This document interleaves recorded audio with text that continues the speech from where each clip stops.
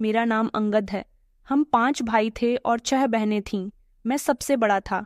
उस समय मेरी सबसे छोटी बहन सिर्फ 3 साल की थी। हमारे घर की दुनिया छोटी थी मगर जज्बात से भरी हुई थी। सिंपल और तंग और बहुत ही खामोश कुर्बानियाँ। बस यही हमारा सहारा था। पिताजी एक मजदूर थे। सुबह सवेरे उठते थे, एक टूटे से कप में चाय पिया करते थे और फिर हाथ में थैला लेकर काम के लिए निकल जाते थे।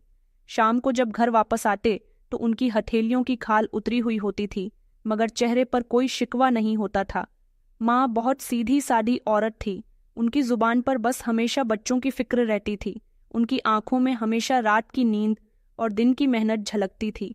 वह हमें खिलाती और हमेशा खुद भूखी सो जाती थी, लेकिन किसी भी दिन यह नहीं कहा था कि खाना कम है। हम सब भाई बहन एक ही कमरे में सोते थे। बिस्तर की बजाय पुरानी दरी और तकिए की जगह हाथ और रजाई मिल जाए तो बहुत बड़ी खुशकिस्मती होती थी। सर्दियों की रातों में हम सब आपस में सिमट सिमट कर सोते थे ताकि एक दूसरे की गर्मी से सर्दी कम लगे। कई बार ऐसा होता था कि पिताजी को मजदूरी नहीं मिलती थी। वो शाम को खाली हाथ आते थे।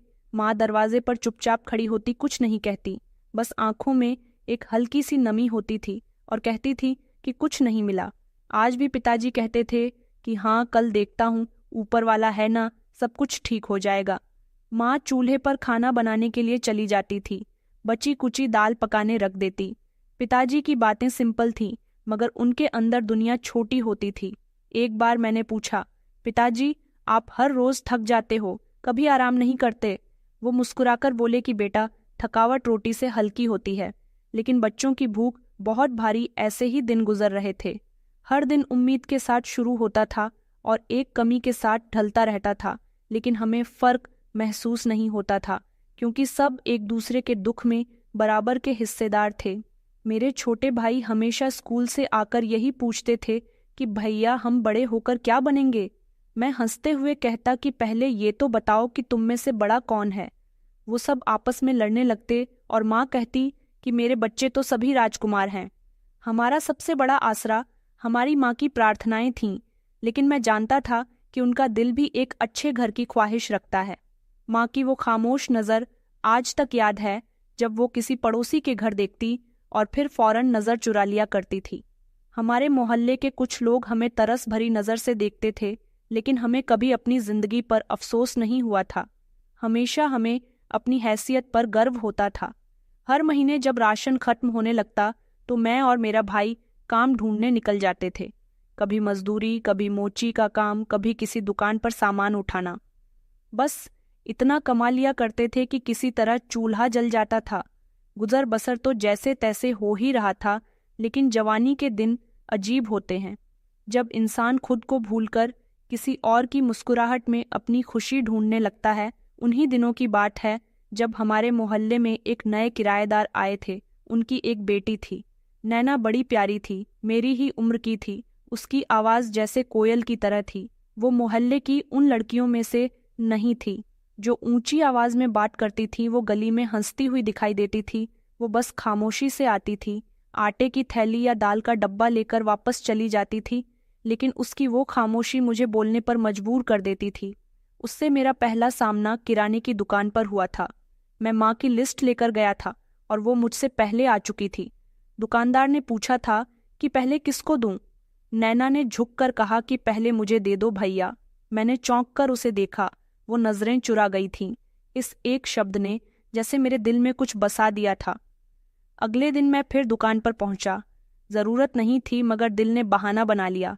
ऐसे ही छोटे छोटे बहनों से हम एक दूसरे को देखते रहते थे, मुस्कुराते थे और धीरे धीरे बातचीत भी होने लगी थी। एक दिन नैन ने पूछा कि आप रोजाना दुकान पर आते हो? आपके घर सब कुछ इतनी जल्दी खत्म हो जाता है? मैंने हंसकर कहा कि नहीं, असल में दुकान वाले चाचा से मुझे बहुत लगाव है। वो हंस पड़ी। उसकी हंसी सुनकर दिल की धड़कनें जैसी रुक सी गई थीं। फिर वो दिन आया जब हम अपने मोहल्ले के पीछे वाले गार्डन में मिले थे। ये जगह दोपहर के समय ज्यादातर वीरान रहती थी। कुछ देर वहां बैठकर हमने बात की। मैंने कहा, नैना, मुझे लगता है तुम्हारे बिना कुछ भी पूरा नहीं। नैना ने धीरे से कहा कि मुझे भी यही महसूस होता है, लेकिन हम अभी कुछ नहीं कर सकते। तुम्हें पता है ना, हम दोनों जानते थे कि हमारे बीच कुछ भी हो नहीं सकता। जब तक मेरे हालात बेहतर ना हो जाएं। मैंने बीए किया था और उसके बाद नौकरी की तलाश में मारा मारा फिर रहा था।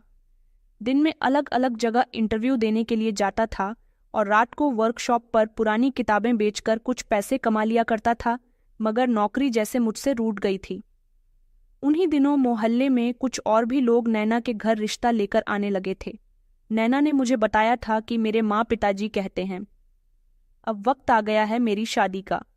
मैं उसकी बात सुनकर खामोश हो गया था। कुछ कहने को बचा ही कहाँ था। मैं तो खुद अपनी बेरोजगारी से हारा हुआ था। मैंने एक पुराने दोस्त के साथ मिलकर फोटोग्राफी की छोटी मोटी नौकरी की कोशिश की थी, लेकिन वहां भी सैलरी इतनी अच्छी नहीं थी कि खुद का खर्चा पूरा होता। एक दिन नैना के पिता की तबीयत खराब हुई। मैं दवाई देने उनके घर गया। नैना ने दरवाज़ा खोला तो मुझे देखते ही अंदर बुला लिया। कहने लगी कि पिताजी की तबीयत अब कुछ बेहतर है। आपका शुक्रिया, मैंने कहा। नैना, अगर मैं कुछ कर पाता तो तुम्हारे लिए सब कुछ बदल देता। उसने धीरे से कहा कि पता है, और मैं प्रार्थना करती हूँ कि तुम जल्द ही कुछ न कुछ कर लो, वरना मुझे मजबूरन किसी और के साथ जाना होगा। वापस आकर मैंने सारे सपनों को दबा दिया था। नौकरी का जुनून बढ़ गया था। अब मैं हर सुबह ज्यादा जल्दी घर से निकल जाता था और हर शाम देर से घर वापस आता था। जिस काम का भी मौका मिलता मैं उसे करता था। एक दिन सुबह मैं किचन में चाय बना रहा था कि पीछे से माँ की चीख सुनाई दी। अंगद, जल्दी आओ बेटा, तुम्हारे पिताजी की सांस अटक रही है। हम अस्पताल दौड़े, लेकिन वहां पहुंचते पहुंचते वो जा चुके थे। डॉक्टर ने साफ कह दिया था कि तो पिछली रात ही कमजोर हो चुके थे। वक्त पर ले आते तो शायद बच जाते। वो लम्हा मुझे पूरी तरह से तोड़ गया था। पूरे परिवार की नज़र मुझ पर थी। पिताजी चले गए और उसके बाद घर की सारी जिम्मेदारी मुझ पर आ गई थी। दूसरे दिन सूरज निकला, लेकिन घर में रोशनी नहीं थी। माँ एक तरफ बैठी हुई थी, सर झुकाए छोटे भाई बहन सहमे हुए थे। मुझे सबने घेर लिया, जैसे उन्हें जवाब चाहिए था कि अब क्या होगा। मैंने खुद से कहा कि अंगद, जज्बात का वक्त नहीं है, अब चलना है। नैना मेरे दिमाग के किसी कोने में मौजूद जरूर थी, मगर इस समय वो एक ख्वाहिश बनकर रह गई थी, जरूरत नहीं। मैं अगले दिन पिताजी के उस पुराने ठेकेदार के पास गया जिसके साथ पिताजी काम किया करते थे। मैंने कहा, चाचा जी, मुझे काम चाहिए, जैसे मेरे पिताजी किया करते थे वैसा ही। उन्होंने मुझे ऊपर से नीचे तक देखा, फिर कहने लगे कि बेटा, हो तो तुम सेहतमंद, लेकिन हाथ खराब होने पर तैयार हो। मैंने बिना झिझक के कहा कि हाथों का रंग काला हो जाएगा, पर नीयत साफ रखूंगा। उसके बाद सुबह 6 बजे मैं कपड़े पहनकर, अपने पुराने जूते पहनकर मजदूरी के लिए निकलता था। पहला दिन सख्त था। छत पर कोई सरिया ढोना, मिट्टी बनाना, बजरी छानना, इन सारे कामों से हाथ छिल गए थे, लेकिन मैंने बैंडेज नहीं की थी। मैं चाहता था कि ये जख्म मुझे याद दिलाते रहे कि मैं क्यों ये सब कुछ कर रहा हूँ। 2 हफ्ते के बाद मैं नैना से मिला था। वो मुझे गली के नुक्कड़ पर खड़ी नजर आई तो उसकी आंखों में सवाल थे। उसने कहा, अंगद, क्या तुमने अपनी मम्मी से बात की है? मैंने सिर झुकाकर कहा कि नहीं। नैना, पिताजी इस दुनिया से चले गए। सबकी जिम्मेदारी अब मेरे सर पर आ गई है। वो कुछ लम्हे के लिए खामोश हो गई। कुछ देर के बाद कहने लगी, तो फिर हम क्या करेंगे? मैंने धीरे से कहा, तुम्हें भूलने की कोशिश करनी पड़ेगी और मैं तुम्हें याद रखने की सजा पूरी करूंगा। वो कुछ नहीं बोली, बस उसकी आंखों में कुछ थम सा गया था। अगले दिन उसके घर रिश्ता आया, एक सरकारी नौकरी वाले लड़के का। उसका बड़ा सा घर था। मुझे इस बारे में किसी ने बताया तो दिल जैसे एक बार फिर से दब गया हो, पर मैं खामोश रहा।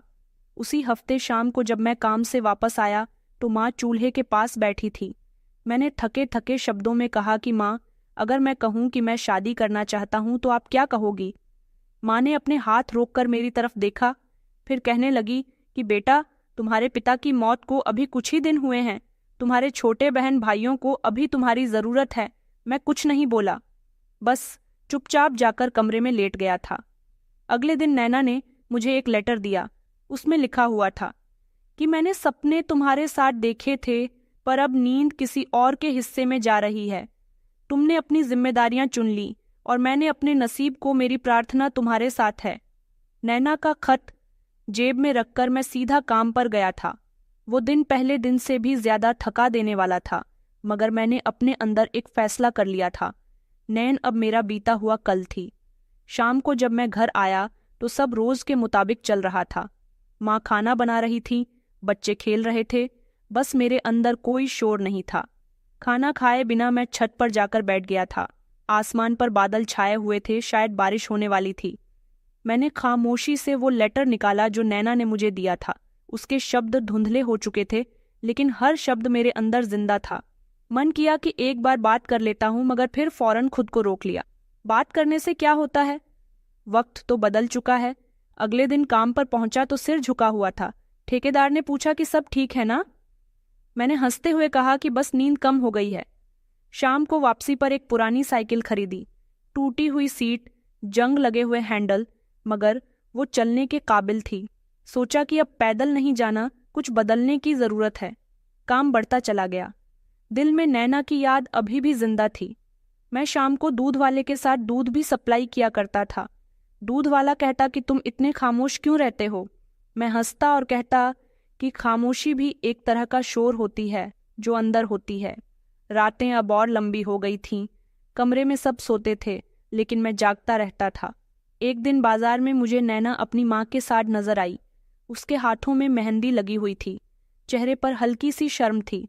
मेरी नज़र उस पर पड़ी तो वो फौरन हट गई। वो मेरी तरफ नहीं देख रही थी। ये शायद देखा और नज़र फेर ली।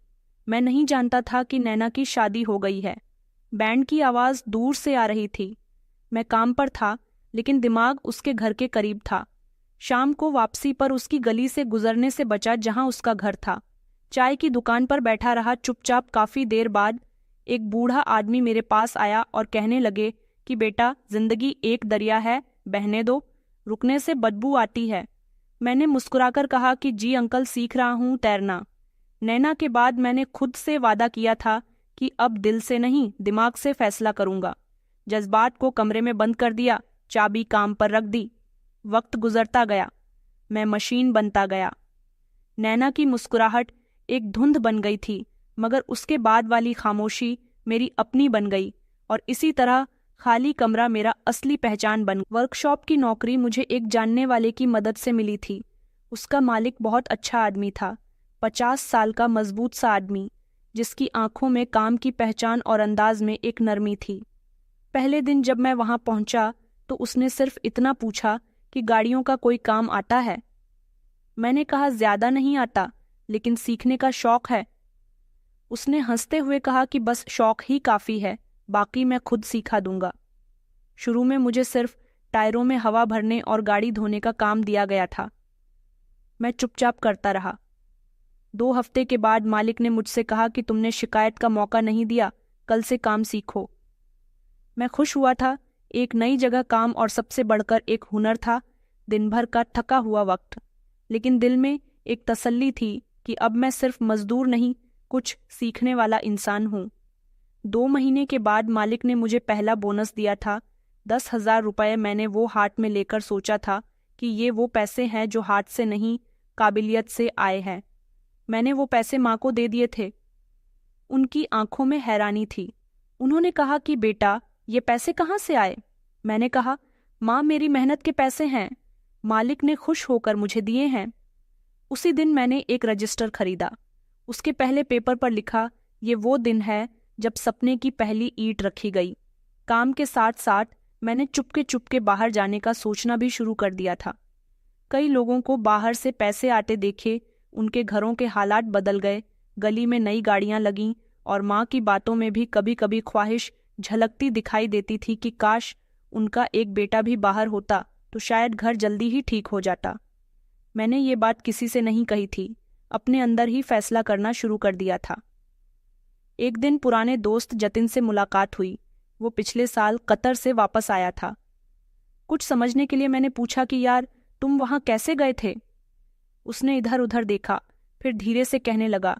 डंकी लगाकर मैंने चौंक कर कहा, डंकी? उसने कहा कि हाँ, इसमें खतरा जरूर है, पर अगर एजेंट अच्छा हो तो काम बन जाता है। इस समय मेरे दिल में हलचल मच गई थी। मैंने कहा, डिटेल से बताओ यार। उसने मुझे एक एजेंट का नंबर दिया। उसका नाम था पूरब शर्मा। मामूली सा आदमी था, लेकिन अंदर से पूरा सिस्टम था। मैंने उसे फ़ोन किया तो उसने कहा कि मुझे पूरे 10 लाख लगेंगे, 5 पहले लूँगा, 5 बाद में लूँगा। रास्ता थोड़ा खतरनाक है पर हाँ, पहुंचा दूंगा। मैं खामोश हो गया था। 10 लाख मेरे पास आने बहुत मुश्किल थे। मेरे पास तो सिर्फ 2 महीने की सैलरी रखी हुई थी, मगर दिल ने कहा कि यही मौका है। मैंने प्लान बनाना शुरू कर दिया था। रोज का खर्च आधा कर दिया था। मैं सिर्फ दाल रोटी खाता और कभी कभी वो भी छोड़ देता था। जो भी बोनस मिलता मैं उसे अलग रख देता। 6 महीने में 5 लाख रुपए जमा हो गए थे। अब जरूरत थी बाकी पैसों की। मैंने एक दोस्त से उधार मांगा। 2 भाइयों को पूरी कंडीशन बताई। उन्होंने भी हिचकिचाते हुए कुछ दिया। बाकी की रकम मालिक ने दे दी थी। ये पैसे वापस कर देना, पर वहां जाने के बाद कुछ बनकर आना, तुम में हौसला है। अंगद। मैंने मालिक के हाथ चूम लिए। कुछ दिन के बाद पूरब शर्मा से के नाटक किया। उसने एक रास्ता बताया जहां से हमें अंधेरे में निकलना था। कोई शोर नहीं, कोई हंगामा नहीं, बस एक बैग और एक सपना। अगली रात मैंने माँ से झूठ बोला और कहा कि 1 हफ्ते के लिए काम पर शहर से बाहर जा रहा हूँ। वो थोड़ी फिक्रमंद हुई पर कुछ नहीं कहा। रात गए, मैं अपने दोस्त के साथ उस जगह पर पहुंचा। वहां 6 लोग और थे और सबकी आंखों में डर और उम्मीद का मिला झुलसा अक्सर था। सफर शुरू हो गया था। पहले बॉर्डर, फिर रेत, फिर समुद्र। रास्ते में कई बार दिल डूबा। पसीने से शरीर भीग गया और नींद का दूर दूर तक पता नहीं था। लेकिन आखिरकार हम कतर पहुंच ही गए थे, गैर कानूनी, गैर रजिस्टर्ड तरीके से। लेकिन जिंदा कतर की जमीन पर कदम रखते ही एक अजीब सी बेचैनी दिल में उतर गई थी। आंखों के सामने चमकती हुई बिल्डिंग, बड़ी बड़ी गाड़ियां और साफ सड़कें थीं। लेकिन मेरे लिए वो सब किसी फिल्म का नज़ारा था, क्योंकि मैं उन सब के बीच एक छुपा हुआ कैरेक्टर था। बिना पहचान के जीस वर्कशॉप पर मैंने गैर कानूनी तौर पर काम करना शुरू किया था। वहां का मालिक बंगाली था। उसने साफ शब्दों में कहा कि काम करो, पैसे मिलेंगे, लेकिन कोई परेशानी हुई तो मैं तुम्हें नहीं जानता। मैंने सर हिला दिया था। परेशानी आई तो मैं भागने वाला नहीं, सहने वाला हूँ। काम बहुत सख्त था। दिन भर गाड़ियों के नीचे लेटना, इंजन खोलना, हाथों में चिकनाई, पसीने से भीगा हुआ शरीर। दोपहर को खाने के लिए सिर्फ एक परांठा और थोड़ी सी चाय मिलती थी। सोने का टाइम आता तो एक कमरे में 4 लोग, 2 पंखे और एक दरवाज़ा जिस पर कभी कुंडी भी नहीं लगती थी। एक दिन पुलिस का छापा पड़ा। हम सबको फौरन छुपना पड़ गया। मैं वर्कशॉप के पिछले दरवाजे से बाहर निकला और गरीबी गली में जाकर कुछ ही देर एक ठेले के पीछे छुपकर बैठ गया था। सांसें तेज हो गई थीं, हाथ कांप रहे थे। वो लम्हा जिंदगी की सबसे बड़ी कमजोरी का लम्हा था, जब इंसान अपनी पहचान से डरने लगता है। अगले दिन वर्कशॉप बंद थी। मलिक ने कहा कि कुछ दिन के लिए गायब हो जाओ।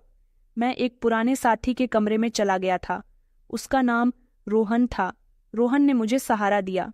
कहने लगा कि अंगद, यहाँ ऐसे ही जीना पड़ता है, लेकिन एक बात याद रखो, कतर में अगर किसी का दिल जीत लो तो किस्मत बदल सकती है। मैंने पूछा, किसका दिल जीतूं?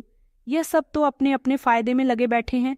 वो हंसने लगा और कहने लगा, कभी कभी किस्मत खुद तुम्हें किसी का रास्ता दिखा देती है। 1 हफ्ते के बाद एक अनजान नंबर से मुझे फोन आया। दूसरी तरफ से एक कतर का एक मालदार आदमी बोल रहा था। वो फारसी बोल रहा था।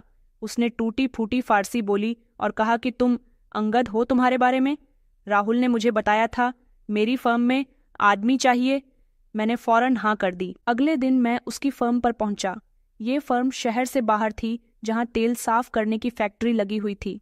वो एक शेख था जिसका नाम अब्दुल था। उसने मुझे घूर कर देखा। कहने लगा कि पहले काम किया है तेल के प्लांट में। मैंने कहा कि नहीं, तो उसने कहा कि काम सीख लोगे। मैंने कहा कि जी। वो खामोश हो गया। फिर कहने लगा कि रहने की जगह और खाना और थोड़ा सा पैसा, और अगर अच्छे निकले तो तुम्हें वीज़ा भी दूंगा।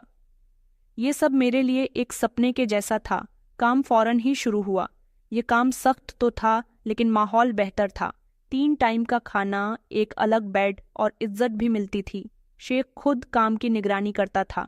एक दिन मुझे अपने ऑफिस में बुलाया और कहने लगा कि अंगद, तुम क्यों गैर कानूनी तरीके से आए हो? मैं खामोश रहा। उसने फिर पूछा कि सच बताओ। मैंने कहा, मेरे पास वक्त नहीं था सब्र करने का।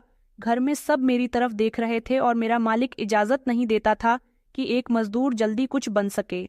शेख कुछ लम्हे के लिए खामोश रहा, फिर कहने लगा कि तुम सच बोलते हो। तुम्हारी आंखों में मैंने ये सच देखा है। मैं तुम्हारे लिए वीज़ा बनवा दूंगा, लेकिन वापस जाकर कानूनी तरीके से आना पड़ेगा। मुझे लगा जैसे मैंने जमीन पर खड़े होकर आसमान छू लिया हो। वो दिन रात मेरी जिंदगी के ट्रेनिंग पॉइंट थे। कुछ हफ्ते के बाद शेख ने सारे कागजात तैयार करवाए। पासपोर्ट, वीजा, कानूनी हैसियत सब कुछ पूरी हुई। फिर उसने मुझे एक टिकट दिया और कहा कि वापस आ जाओ, फिर कानूनी तरीके से वापस आओ। मैंने उसके पैर पकड़ने की कोशिश की, मगर उसने मेरे हाथ रोक लिया और कहने लगा कि मेहनत करने वाले इंसान का सर हमेशा ऊंचा होता है। मैं वापस अपने वतन आया। घर पहुंचा तो माँ की आंखों में हैरानी थी। मैं इतने दिनों के बाद घर वापस आया था। उन्होंने कहा कि बेटा सब ठीक तो है ना। मैंने कहा माँ, अब मैं वापस जा रहा हूँ, लेकिन इस बार कानूनी तरीके से। मेरे घर वालों को इस बारे में कुछ भी पता नहीं था कि मैं कहाँ था। सबको यही बताया था कि दूसरे शहर में मजदूरी कर रहा हूँ। अब हकीकत बताने का समय आ गया था, लेकिन मैंने बस इतना कहा था कि ऊपर वाले की कृपा है। 1 हफ्ते बाद मैं कतर वापस आ गया था। इस बार स्वागत के लिए कोई एजेंट नहीं, बल्कि कुछ शेख साहब खड़े हुए थे। उन्होंने मुझे गले से लगाया और कहने लगे कि अब तुम मेरे ऑफिस के स्टाफ में हो। मैंने काम शुरू किया और जल्द ही एक बेहतर जगह बना ली। महीने की सैलरी अच्छी थी और बोनस भी वक्त पर मिल जाता था। अब मैंने पहली बार बैंक अकाउंट खुलवाया था और पहली बार अपने घर रकम भेजी थी। माँ ने फ़ोन किया कि अंगद इतने सारे पैसे। मैंने कहा माँ, पिताजी का सपना पूरा करने का वक्त आ गया। शेख अक्सर कहा करता था कि जो लोग नीचे से ऊपर आते हैं वो ज़मीन को कभी नहीं भूलते। मैं उस ज़मीन से आया था जहाँ भूख भी जिम्मेदारियां थीं और दिल में एक चुपचाप जंग चल रही थी, और अब मैं उसी जंग का सिपाही बनकर कतर की ज़मीन पर खड़ा था। कानून के साथ, इज्जत के साथ और कतर के साथ कतर में नई नौकरी शुरू हुए। कुछ ही महीने गुजरे थे कि मेरी रूटीन एक मशीन की तरह हो गई थी। वह 7 बजे फैक्ट्री जाता था, शाम 6 बजे वापस आता था और रात को 1 घंटा सिर्फ वो फ़ोन कॉल जो हर हफ्ते घर पर लगती थी। मैं सैलरी के साथ साथ ओवर टाइम भी करता था और जो बोनस मिलता था वो एक तरफ को रख देता था। महीने की आखिरी तारीख को हमेशा एक ही काम किया करता था, बैंक जाकर पैसे माँ के अकाउंट में ट्रांसफ़र करना। एक दिन माँ का फ़ोन आया, कहने लगी कि बेटा, छोटे वाले भाई राघव का एडमिशन कॉलेज में हो गया, फीस ज़्यादा है। मैंने जवाब दिया, माँ आप बेफिक्र रहो, मैं फ़ीस भेज दूंगा। कल ही फिर एक और महीना गुजरा तो माँ ने बताया कि बेटा, तुम्हारी बहन राखी के लिए रिश्ता आया है। लड़का बहुत अच्छा है, बस कुछ तैयारी करनी है। मैंने अगले हफ्ते बोनस की रकम भेज दी। उन दिनों घर की हर एक ज़रूरत पूरी करना एक अजीब सा सुकून देता था, लेकिन मेरे अंदर खामोशी से एक वक्त गुजर रहा था। उम्र जैसे रेत की तरह हाथों से फिसलती जा रही थी, पर मैंने खुद से कहा कि अभी रुकना नहीं है। काम पर भी अब मेरी पहचान बन चुकी थी। शेख साहब अक्सर अपने ऑफिस के काम भी मुझे दिया करते थे। एक दिन उन्होंने कहा कि अंगद, तुम्हें कंपनी की नई ब्रांच के इंतजाम देखने हैं, कुछ दिनों के लिए शहर से बाहर जाना होगा।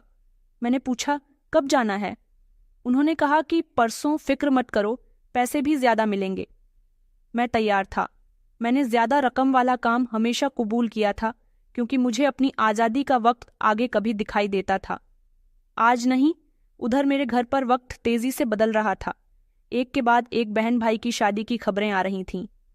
माँ का कलेजा पहले जैसा नहीं रहा था, न सख्ती न नरमी, बस एक रूटीन। एक दिन फ़ोन पर मैंने पूछा, माँ बाकी सब तो अपनी ज़िंदगी में लग गए, कभी मेरे बारे में भी सोचा है आपने? वो थोड़ी देर के लिए खामोश रही, फिर कहने लगी कि तुमने सबके लिए बहुत कुछ किया, पर अपने बारे में कभी सोचा है? मैं ये सुनकर खामोश हो गया था। ये बात तीर की तरह मेरे दिल पर लगी थी, पर सच थी। मैंने सबकी खुशियों के लिए इतना वक्त गिरवी रखा था, और अब जब सवाल उठा तो जवाब भी खामोशी था। कतर की गर्मियों के दिन लंबे हो जाते थे, कम और सख्त हो जाता था, काम और सख्त हो जाता था और नींद कम। एक रात फैक्ट्री से वापसी पर मैंने अपने साथी से पूछा कि तुम कब गए थे अपने घर? उसने कहा कि 3 महीने पहले बेटी के जन्म पर। मैंने हल्का सा मुस्कुराकर कहा कि तुम बहुत ही खुशनसीब हो जिनका घर पर कोई इंतजार करता है। उसने पलटकर पूछा, और तुम्हारा कौन इंतजार करता है? अंगद। मैंने हंसते हुए कहा कि शायद बैंक हर महीने मेरी रकम का काम के दौरान मुझे पता चला कि कंपनी के एक सीनियर लड़के की रिटायरमेंट होने वाली है। शेख साहब मुझे उसकी जगह पर लाने का सोच रहे थे। एक दिन उन्होंने बुला कि तुमने मेरा भरोसा जीत लिया है अंकद, अगले महीने से तुम्हारी सैलरी में बढ़ोतरी होगी। ये सुनकर मुझे खुशी नहीं हुई, बस सुकून हुआ कि शायद अब बाकी 2 बहनों की शादियां भी आसानी से हो जाएंगी। अपने रजिस्टर में मैंने लिखा कि आज सिर्फ 1 कदम और चढ़ा, लेकिन मंजिल अभी दूर है। मेरे कुछ साथी कतर में अपनी पत्नियों को बुलवा चुके थे। एक दिन मैंने पास बैठे लड़की से पूछा कि पत्नी को बुलवाने के लिए कितनी रकम चाहिए। वो कहने लगा, कागजात हो और थोड़ी सी कोशिश तो काम हो जाता है।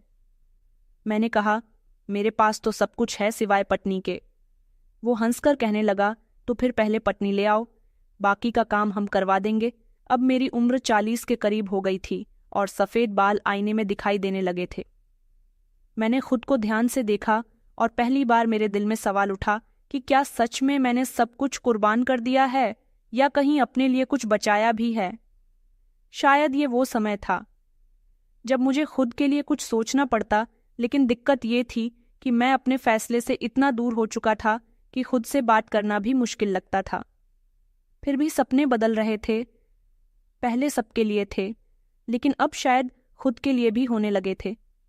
ऑफिस से वापस आने पर मैं अपने कमरे में बैठा रोज की तरह चाय पी रहा था जब हिंदुस्तान से मेरे एक पुराने रिश्तेदार मोहन का फोन आया। उसकी बातचीत मामूली थी। पहले उसने मेरे हालचाल पूछे और काम की खबर ली।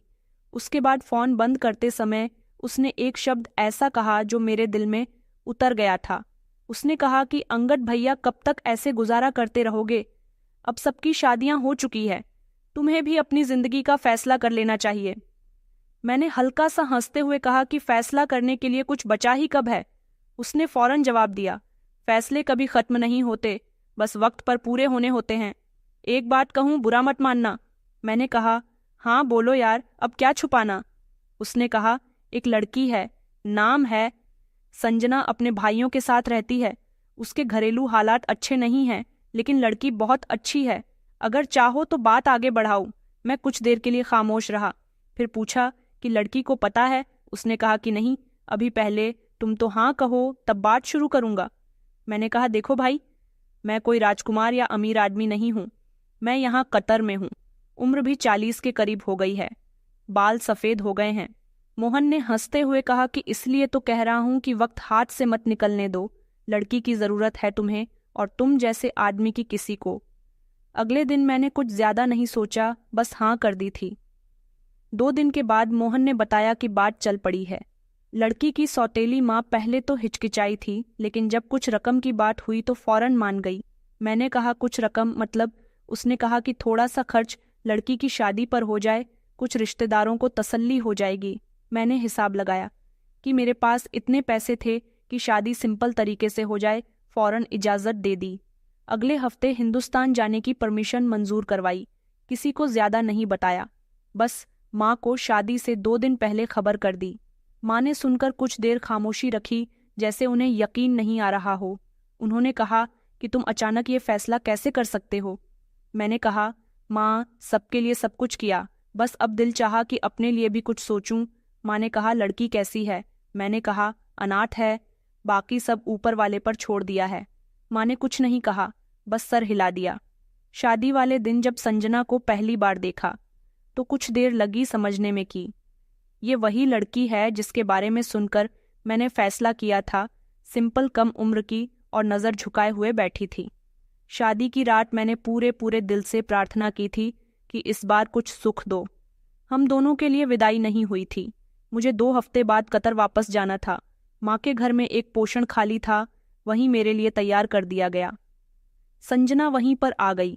शादी के बाद पहली बार में काम के लिए निकला संजना ने दरवाजे पर आकर कहा कि रात को जल्दी वापस आ जाना, खाने में आपकी पसंद की चीज़ बनाऊंगी। मैंने मुस्कुराकर कहा कि बस यही काफ़ी है कि कोई मेरा इंतज़ार करता है। उन दिनों पहली बार मुझे एहसास हुआ था कि जिंदगी सिर्फ कमाने और भेजने का नाम नहीं है। कुछ अपना वक्त भी होता है जो किसी और के साथ बांटना जरूरी होता है।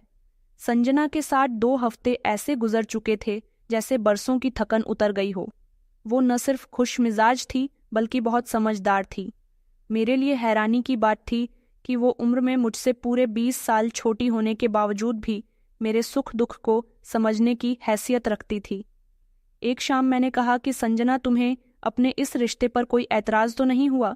उसने नरमी से जवाब दिया कि जिंदगी में कोई सहारा ना हो तो ऊपर वाला जो भी दे वही काफी लगता है, और आप मेरे लिए मेरा पूरा संसार बनकर आए हो। मैं खामोश हो गया था। पहली बार लगा कि शायद नैना को छोड़कर जो फैसला किया था वो गलत नहीं था। कतर वापसी से एक दिन पहले संजना बहुत खामोश रही। रात को मैंने पूछा, क्या सोच रही हो? उसने कहा, बस दिल नहीं चाहता कि आप चले जाओ। मैंने वादा किया कि जल्द ही तुम्हें अपने पास बुला लूंगा। इस बार मैं अकेला नहीं जाऊंगा, बल्कि वापस तुम्हारे लिए रास्ता बनाकर आऊंगा। मैं वापस गया तो दिल में एक नई रोशनी थी। काम पर सबने खुशी जाहिर की। शेख साहब ने पूछा कि शादी हो गई? मैंने कहा कि जी। उन्होंने कहा कि अच्छा किया, जिंदगी अकेले ना गुजरे तो बेहतर होता है। मैंने जल्दी से संजना के वीज़ा की फाइल बनवाने की तैयारी शुरू कर दी थी। बैंक में रकम अलग की, वकील से बात की, कागजात इकट्ठे किए। हर रात संजना से फ़ोन पर बात होती थी। वो बताती थी, आज माँ ने आपकी पसंद की चाय बनाई थी, जैसी आपको पसंद है, और मैंने आपके कमरे की सफाई की। मैं हंसता था और कहता था कि चाय तो मुझे तुम्हारे हाथ की ही पसंद है। माँ को भी ये बात जल्दी पता चल जाएगी। जिंदगी में पहली बार समय तेजी से भाग रहा था और मेरे हाथों में उम्मीद की डोर थी। अब अकेलापन का वो खाली कमरा एक नया चेहरा बन चुका था। संजना अब सिर्फ मेरी पत्नी नहीं थी, वो मेरे लिए नए सपनों का दरवाजा भी थी। कतर वापस आया तो पहली बार लग रहा था जैसे पीछे कुछ छोड़ आया हूं जो मेरे दिल से जुड़ा हुआ है। काम पर वापसी के बाद सबने हालचाल पूछा। शेख साहब ने मुस्कुराहट के साथ कहा, अब तो तुम्हारी वापसी भी खुशी की खबर लाई है। मैं सिर झुकाकर मुस्कुरा दिया। सच में पहली बार जिंदगी में वापसी का मतलब कुछ अच्छा था। संजना से रोज फोन पर बात होती थी। वो छोटी छोटी बातें बताया करती थी कि आज माँ ने कहा कि मैं किचन अच्छे से संभाल लेती हूँ। याद सारिका दीदी ने मुझसे पकौड़ों की रेसिपी पूछी। मुझे ऐसा महसूस होता था कि जिंदगी का रोज एक छोटा सा खत खोल रहा हूँ जिसमें घर की खुशबू बसी होती है। कतर में वीज़ा के कागजात पूरे करने में 2 हफ्ते लग गए थे। मैं हर कागज पर सिग्नेचर करते समय एक ही ख्याल सोचता था कि जल्द ही संजना यहाँ होगी और मेरा कमरा कमरा नहीं घर बन जाएगा। एक शाम में काम के बाद बिस्तर पर लेटा हुआ था कि माँ का फोन आया। उनकी आवाज़ बहुत कमज़ोर थी। उन्होंने कहा कि अंकल, तुमसे कुछ कहना है बेटा। मैं सीधा होकर बैठ गया था। मैंने कहा कि क्या हुआ है माँ? उन्होंने कहा कि बेटा, संजना घर पर नहीं है। मैंने हैरान होकर पूछा, कहाँ गई है? उन्होंने कहा कि सुबह बाजार गई थी, वापस नहीं आई। शाम तक इंतजार किया, फिर जानने वालों से पूछा, कोई पता नहीं चला। मेरे हाथ से फोन छोड़कर गिर गया था। आंखों के सामने अंधेरा छा गया था। कमरे में मौजूद लड़के ने आवाज दी और कहा कि क्या हुआ है अंगद? मैंने झुककर फोन उठाया, कान से लगाया और हल्की आवाज में कहा, माँ, पुलिस को खबर कर दी? उन्होंने कहा कि हाँ बेटा, मैं थाने गई थी, रिपोर्ट दर्ज हो गई है। लेकिन वो लोग बस ये कहकर फ्री हो गए कि खुद चली गई होगी। मुझे कुछ समझ नहीं आ रहा था। संजना जो 2 महीने मेरे साथ थी, जो मुझसे रोज फोन पर बात करती थी, वो अचानक कहाँ जा सकती थी? अगले दिन मैंने छुट्टी ली। कुछ करने को दिल नहीं चाह रहा था। ऑफिस में शेख साहब ने पूछा कि आज तुम्हारा रंग बहुत बुझा बुझा सा लग रहा है, सब ठीक है ना? मैंने झिझकते हुए बताया कि मेरी पत्नी घर से गायब हो गई है। शेख साहब खामोश हो गए, फिर कहने लगे कि अगर तुम चाहो तो फौरन हिंदुस्तान जा सकते हो, मैं इजाज़त दे दूंगा। मैंने सिर्फ सर हिला दिया कि अभी कुछ नहीं पता, पहले देखता हूं कि क्या हुआ है। अगले कुछ दिन जैसे सदियों पर टिके हुए थे। माँ रोज फोन पर कहती थी कि पुलिस वाले कुछ भी नहीं कर रहे, सब यही कहते हैं कि लड़कियां ऐसे ही घर से भाग जाती हैं। रिश्तेदारों ने तरह तरह की बातें करनी शुरू कर दी थीं। किसी ने कहा कि लड़की खुद भाग गई होगी, कोई कहने लगा कि शायद उसका कोई अफेयर होगा, और कुछ ने तो मुझे ही कसूरवार ठहरा दिया था कि इतनी कम उम्र की लड़की से शादी ही क्यों की थी। मैं इन सब में खामोश रहा। किसी को भी जवाब देने का मन नहीं करता था। एक दिन मैंने उसके सौतेले भाई को फोन किया। वो अजीब अंदाज में बोला, हमें क्या पता तुमने शादी की थी उसके साथ, अब तुम जानो और तुम्हारी पत्नी। इतना कहकर उसने फोन बंद कर दिया था। मैंने कागजात की फाइल देखी जो मैंने कतर के लिए तैयार की थी। ये वही पेपर्स थे जिनसे संजना यहाँ पर आ सकती थी। एक दिन मोहन का फोन आया। उसने कहा कि अंगद, मैं खुद बहुत शर्मिंदा हूँ। मैंने सोचा नहीं था कि ऐसा हो जाएगा। मैंने सिर्फ इतना कहा कि कभी कभी अच्छाई करने की कीमत देर से मिलती है, लेकिन लगती ज्यादा है। अगले महीने में पूरी तरह से खामोश रहा। किसी को फोन नहीं किया, किसी को जवाब नहीं दिया। काम पर भी सिर्फ जरूरी बात करता था। शेख साहब ने मुझे अपने ऑफिस में बुलाया और कहने लगे कि तुम्हें कुछ वक्त की जरूरत है, जाओ कुछ दिन छुट्टी ले लो। मैंने कहा, छुट्टी से भागने वाले सपने वापस नहीं आते। 2 महीने बाद एक दिन माँ ने मुझे फोन करके कहा कि बेटा, शायद हमें संजना को भूल जाना चाहिए। मैंने जवाब दिया, जिसको आपने दिल से अपनाया हो उसको भूलना आसान नहीं होता माँ, लेकिन मैं कोशिश करूंगा। इस हादसे के बाद मेरे कमरे की दीवार पर संजना का टंगा हुआ दुपट्टा मैंने उसे उतारकर अपने सामान में रख दिया था। अब वो मेरे लिए एक याद बन गई थी, एक धोखा। संजना के चले जाने के बाद 2 साल बीत गए थे। वक्त गुजरता जा रहा था, लेकिन खालीपन वहीं का वहीं था। कतर में अब सब कुछ पूरी तरह से रोज जैसा था। कमरा, चाय, मोबाइल कॉल्स, बैंक ट्रांसफर, शाम का अकेलापन, लेकिन दिल अंदर से सख्त होता जा रहा था। हर चीज का हिसाब, हर रिश्ते का वजन, हर रिश्ते का तजुर्बा, ये सब मेरी आदत बन चुकी थी। एक दिन फैक्ट्री में एक नौकर ने कहा कि अंगद शेख साहब अपने परिवार के साथ ट्रिप पर जा रहे हैं, साथ ही अपने नौकरों को भी लेकर जा रहे हैं। तुम जैसे मेहनती इंसान को भी जाना चाहिए, थोड़ा मन लग जाएगा। मैंने शाम को शेख साहब से बात की। उन्होंने खुश होकर कहा कि तुम ट्रिप पर कहीं और जाना चाहते हो तो तुम जा सकते हो, तुम्हारा सारा खर्चा मैं उठाऊंगा। मैं कहीं और क्या जाता, मैं सोच रहा था कि मैं किसी बड़े मंदिर के दर्शन करने के लिए चला जाता हूँ। मैंने अपनी पूरी तैयारी की और वहां से निकल पड़ा। सड़क पर पूरी तरह से खामोशी थी। जब मैं मंदिर में पहुंचा तो हाथ जोड़कर प्रार्थना करने लगा। मेरी आंखों से आंसू बहने लगे। मैंने कुछ मांगा नहीं, बस ऊपर वाले का आभारी रहा। यहाँ आकर मेरे दिल में सुकून सा था। मैं प्रार्थना करने लगा कि जो बिछड़ गए उन्हें सलामत रखना, और जिन्होंने धोखा दिया उनका सच सामने ला देना। उसी लम्हे किसी ने मेरे हाथ पर प्रसाद रखा।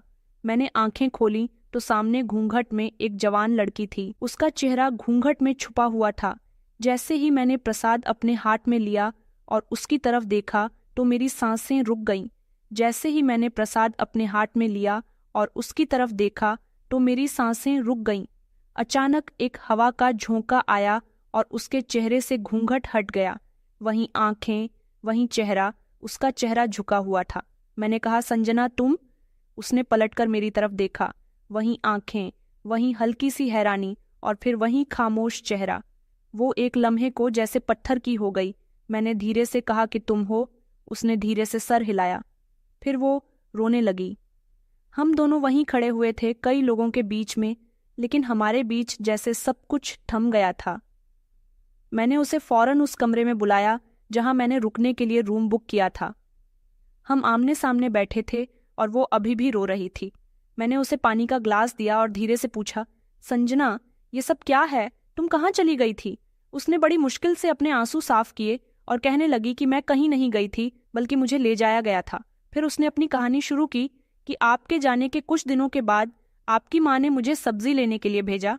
वापस आते हुए एक सुनसान गली में 2 आदमियों ने मुझे गाड़ी में बिठा लिया, आंखों पर पट्टी और मुंह पर हाथ। कई घंटे बाद मेरी एक घर में आंख खुली। वहां और भी लड़कियां थीं, सब डरी हुई थीं। 1 हफ्ते तक वहां पर मुझे कैद रखा गया। फिर समुद्र के रास्ते हमें ओमान ले जाया गया और वहां से यमन। मैं खामोश होकर उसकी बात सुन रहा था। संजना बता रही थी कि यमन में हमें खरीदार के हवाले कर दिया गया। उसने हमें नौकरानी के तौर पर अलग घरों में बांट दिया। मेरी किस्मत अच्छी थी कि मुझे कोई गलत इंसान नहीं मिला, लेकिन जिंदगी कैद जैसी बन गई थी। रोज काम और शाम को अकेलापन। फिर एक दिन उस घर के मालिक और मालकिन यहाँ आए। उन्होंने मुझे खरीद लिया। मैंने हैरानी से पूछा, खरीद लिया? किसने कहा? हाँ, उसके पास पहले से 3 नौकरानियां थीं। उसने मुझे अपनी बेटी की केयरटेकर के तौर पर रखा था। फिर एक दिन मैंने उसे कहा कि मुझे यहाँ जो बड़ा मंदिर है वहाँ के दर्शन करने हैं। उसने मुझे इजाज़त दे दी और फिर मैं यहाँ रोज दर्शन करने के लिए आने लगी और भक्तों की सेवा करने लगी। भक्तों को प्रसाद देती हूँ। मैंने कहा कि कभी तुम्हें मौका नहीं मिला भागने का?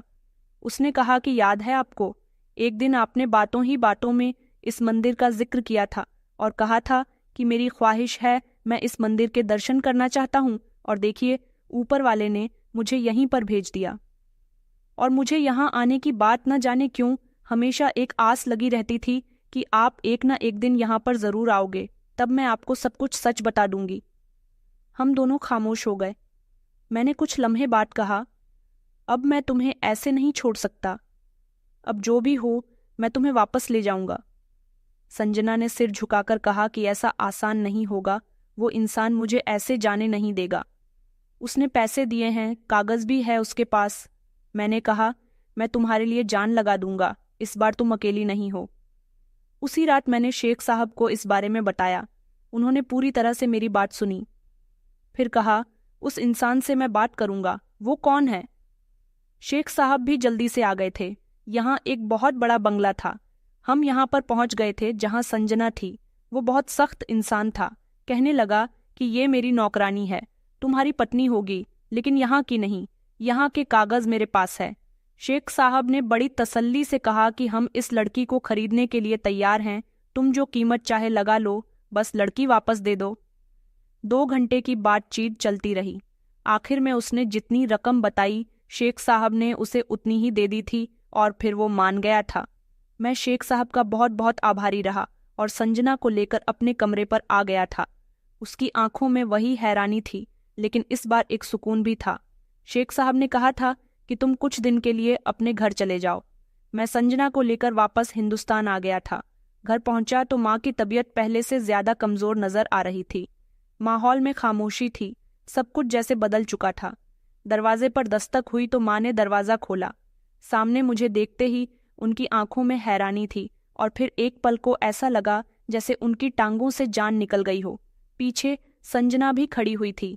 माँ की नज़र उस पर पड़ी तो एक लम्हे के लिए वो रुक गई और धीरे से कहने लगी कि तुम वापस आ गई। संजना ने कोई जवाब नहीं दिया, बस आगे बढ़कर माँ का आशीर्वाद लिया। माँ ने उसे अपने हाथ से रोकने की कोशिश की, मगर वो झुक चुकी थी। मैं खामोश रहा, कुछ कहना ठीक नहीं लगा। अंदर आए तो मैंने माँ से कहा कि बैठिए, मैं आपसे कुछ बात करना चाहता हूँ। उन्होंने पलंग पर बैठते हुए धीरे से पूछा कि बेटा ये कहाँ से आई है और तुम कहाँ से आ रहे हो? मैंने उनको पूरी कहानी डिटेल से सुनाई, सोनिया की किडनैपिंग से लेकर मंदिर तक की कहानी। सारा सच सुनने के बाद माँ ने सिर झुका लिया और फिर कुछ देर के बाद धीरे से कहने लगी कि बेटा एक बात कहनी है, सुन लो, चाहे तो माफ मत करना। मैं चौंक गया था। मैंने कहा, क्या बात है माँ? उन्होंने धीरे से कहा कि तुम्हारी शादी से पहले मैंने एक मन्नत मांगी थी। मैंने ऊपर वाले से कहा था कि जब तक मेरे सारे बच्चे अपने पैरों पर खड़े नहीं हो जाते, मैं अपने बड़े बेटे की शादी नहीं करूंगी। सोचा था कि तुम कुर्बानी दोगे और ऊपर वाला हमारे घर में तरक्की ही तरक्की देगा। मैं हैरानी से उन्हें देख रहा था। उन्होंने कहा कि जब तुम संजना को लेकर आए, मैंने उसे कबूल कर लिया, मगर मेरे दिल में वो मन्नत अभी भी जिंदा थी। तुम्हारे जाने के बाद मैंने उसे बाजार भेजना शुरू किया ताकि वो मेरे घर का हिस्सा बन सके, लेकिन शायद मेरी मन्नत ने मुझे अंधा कर दिया। मैंने एक बार भी उसकी सलामती के बारे में नहीं सोचा। संजना की आंखों से खामोश आंसू बह रहे थे। मैंने माँ से कहा, तो आपने संजना को भेजा था? उन्होंने कहा कि हाँ बेटा, उस दिन जो कुछ हुआ वो मेरी नीयत की गलती का नतीजा था। ऊपर वाले ने मुझे आईना दिखाया। 2 साल तक मैं हर रात जागती रही, हर आवाज पर दरवाजे की तरफ दौड़ती रही, पर तुम नहीं आए ना। संजना की खबर मिली। कमरे में पूरी तरह से खामोशी छा गई थी।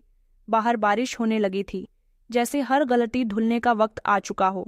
मैंने धीरे से माँ का हाथ पकड़ा और कहा कि मैं आपसे नाराज नहीं हूँ, बस अब हमें एक दूसरे का सहारा बनना है, इल्जाम नहीं देना। संजना ने माँ की गोद में सर रख दिया। माँ ने थपकी दी और कहा कि बेटा, तुमने मेरी औलाद का दर्द सहा, ऊपर वाला तुम्हें इसका फल जरूर देगा। उसी दिन मैंने अपने घर वालों को खबर दी कि संजना वापस आ चुकी है। शुरू में तो सब हैरान हो गए थे, कुछ नए सवाल किए थे, कुछ ने चुप रहना बेहतर समझा था, लेकिन जैसे जैसे सच उन तक पहुंचा, वैसे वैसे सबके व्यवहार बदलते गए। मोहन, जिसने मेरा रिश्ता करवाया था, खुद मिलने के लिए आया। उसने संजना से कहा कि तुमने जितनी हिम्मत दिखाई वो बहुत कम लोग दिखाते हैं। संजना ने जवाब दिया कि हिम्मत दिखानी ही पड़ती है जब दूसरों के फैसले आपकी जिंदगी बदल दे। कुछ दिन के बाद माँ की तबीयत फिर से बिगड़ गई थी। डॉक्टर ने बताया था कि ज्यादा वक्त नहीं है। मैं उनके पास बैठा रहा। संजना हाथ पकड़े रही। माँ ने मरते समय सिर्फ एक ही बात कही थी कि अंगद, इस लड़के को आप कभी अकेला मत छोड़ना। इसने वो सहा है जो ना बेटी सहती है और ना ही पत्नी। मैंने सर हिला दिया और कहा कि आप बेफिक्र रहो माँ, अब हम दोनों एक दूसरे का आसरा है। माँ की आंखें बंद हो गईं, लेकिन उनके चेहरे पर सुकून था। वो इस यकीन के साथ चली गई कि उनका बेटा अब अकेला नहीं है। कुछ हफ्ते बाद मैंने कतर वापसी की तैयारी की। संजना ने कहा कि अब मैं आपके साथ जाना चाहती हूँ, यहाँ से कुछ नहीं जोड़ना चाहती। मैंने संजना का पासपोर्ट और वीज़ा अपडेट करवाया। शेख साहब ने सारी कार्रवाई की। उन्होंने मेरी बहुत मदद की। जब उन्हें पता चला कि संजना को मैं वापस लेकर आया हूँ तो वो कुछ देर खामोश रहे। फिर कहने लगे कि इंसाफ हमेशा देर से होता है, मगर होता ज़रूर है। कतर वापसी के बाद जिंदगी का रंग बदल चुका था। अब मेरा कमरा एक घर बन चुका था। मेरी पत्नी के चेहरे की मुस्कुराहट अब मेरी पूरी जिंदगी थी। हम दोनों एक दूसरे के साथ बहुत खुश रहते थे। संजना को यहाँ आए हुए 6 महीने गुजर गए थे। उसे माँ बनने की खुशी मिली और फिर उसने कुछ समय के बाद बेटे को जन्म दिया। अब हमारा परिवार भी पूरा हो गया था। मैं बहुत खुश था कि मैं हमेशा अपनी बहन भाइयों के लिए इतनी मेहनत करता रहा। अब अपनी संतान के लिए करूँगा जो मेरे नाम से आगे बढ़ेगी। अब शायद मैं पूरा हो गया हूँ। मेरे बेटे का चेहरा बिल्कुल मेरी पत्नी के जैसा था। अब जिंदगी में जीने का एक और मकसद मिल गया। मैंने इतनी मेहनत की थी कि मैंने अपनी कमाई से अपने ही घर के पास एक ज़मीन भी ले ली थी। कतर में अब यहाँ काम करते हुए मुझे कई साल गुजर गए और अब मैं अपने वतन वापस लौटना चाहता था। मैं और मेरी पत्नी जब वापस अपने वतन अपने घर आए तो हम दोनों ने एक दूसरे को मुस्कुराकर देखा। सबसे पहले हमने अपना वही पुराना घर संभालना जिसके हर कोने में माँ की याद बसी हुई थी। अब इस घर में बच्चे हंसते थे। इस लंबे सफ़र में मेरे 2 बच्चे हो गए। मेरी पत्नी घर संभालना थी और मैं बाहर बैठकर अखबार पढ़ता हूँ। मेरा कारोबार अब मेरी ज़मीन पर हो रहा है। ऊपर वाले का दिया हुआ सब कुछ है, किसी चीज़ की कोई कमी नहीं है। बस मैं प्रार्थना करता हूँ कि जिस तरह मुझ जैसे मेहनत करने वाले लोग अपना घर परिवार छोड़कर दूसरे देश में जाकर नौकरी करते हैं, ऊपर वाला उनको भी इसी तरह से कामयाब करे। तो दोस्तों, कहानी कैसी लगी कमेंट में ज़रूर बताएं। वीडियो अच्छी लगी तो इसे लाइक करें और हमारे चैनल को सब्सक्राइब करना ना भूलें।